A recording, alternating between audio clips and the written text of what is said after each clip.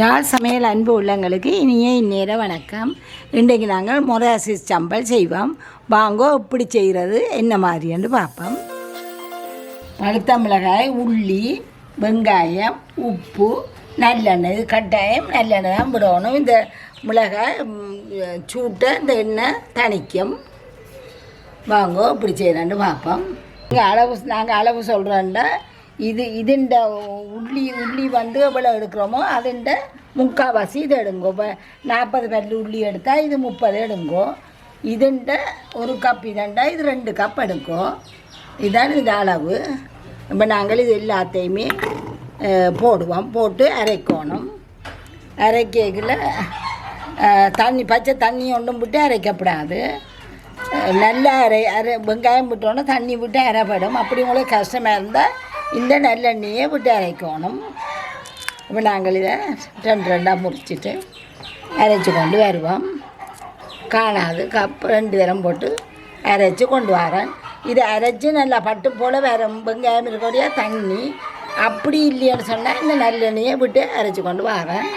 அடுத்த தரமும் போட்டு எல்லாத்தையும் அரைச்சிட்டு உங்களுக்கு காட்டுறோம்.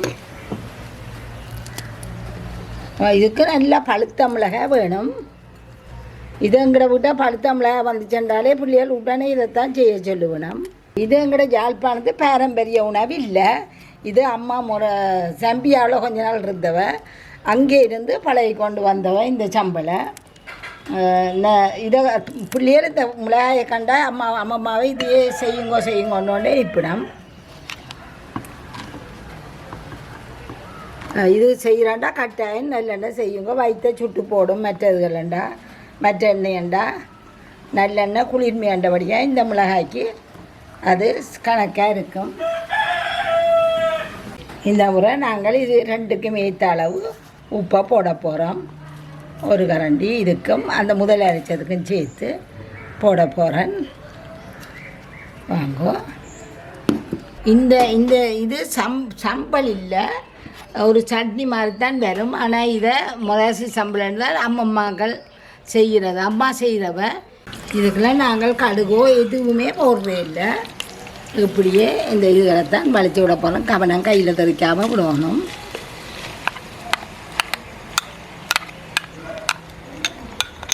இது நீங்கள் அரிவாசி செய்து கொண்டு போய்க்கிறேன். உங்களுக்கு நல்ல வாசம் வரும். ஒரு வேரம் மட்டும் நீங்கள் வெளியிலேயே வச்சு வடிவாக பாவிக்கலாம். அதுக்கு பிறகு நீங்கள் வைக்க இருக்காது. ஒரு வேரத்துக்கு இருக்காது. அப்படி அதுக்கு பிறகு வைக்கிறாங்க ஐஸ்பட்டியில் வச்சு பாவியுங்கோ. இது இப்படி பட்டு போல தான் அரைச்சி செய்யணும் இல்லை. கொஞ்சம் நறுவல் அரைச்சி செய்தாலும் நல்லா இருக்கும்.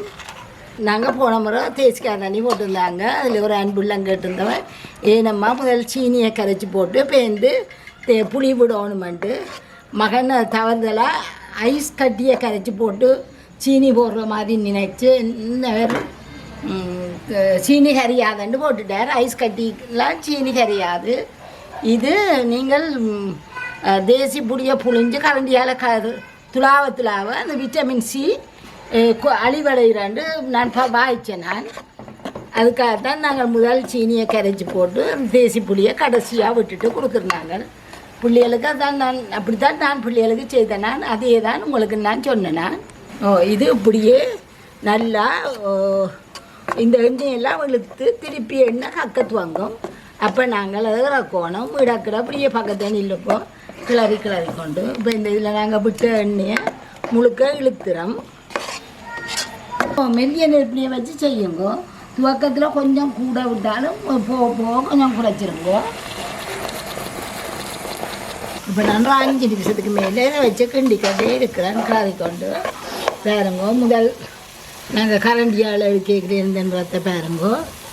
கரண்டியில் ஒரு ஆரஞ்சு கலர் மாதிரி இப்போ ரெட்டாக வந்திருக்கு. ஆனால் இன்னும் இப்போ தான் எண்ணெய் பேருது. ஊற்றி பார்த்தீங்கன்னா தெரியும் படிவாக எண்ணெய் மேலே வரும்.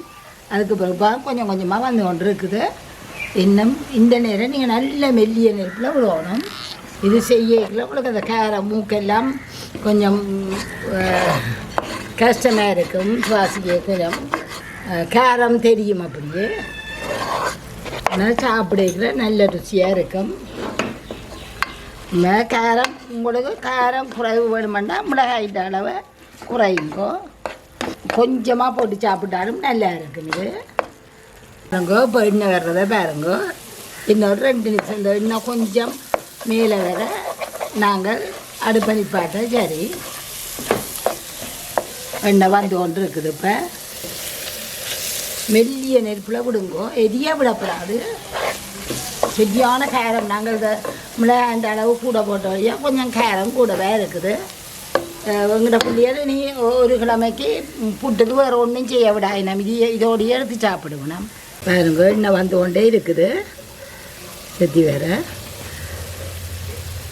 இதுதான் உங்களுக்கு பதம். மேலால் எண்ணெய் வேறு துவங்கிச்சேன்னா உங்களுக்கு பதம் வந்துட்டுதாண்டு நீங்கள் இறக்கலாம். அடுப்படியே வச்சு நிப்பாட்டி வச்சுருக்கிறோம். இதுலேயே போட்டு தட்டு போட்டால் மூடி வையுங்கோ. நல்லா ஆற விட்டு போத்தலுக்க போட்டு வையுங்கோ. பாருங்கோ நான் இதை இறக்க போகிறேன். இறக்கி நல்லா ஆற வச்சுட்டு தான் போத்தலுக்குள்ள போடுவோம். இதே மாதிரி செய்யுங்கோ. நல்ல மனமாக இருக்கும் உங்களுக்கு செய்து கொண்டு கேட்கல. இதை நல்லா நாங்கள் பட்டு போல் அரைச்சி, நாங்கள் பட்டு போல் அரைக்காமல் கொஞ்சம் நறுவலாகி நரைச்சி செய்தாலும் நல்லா இருக்கும்.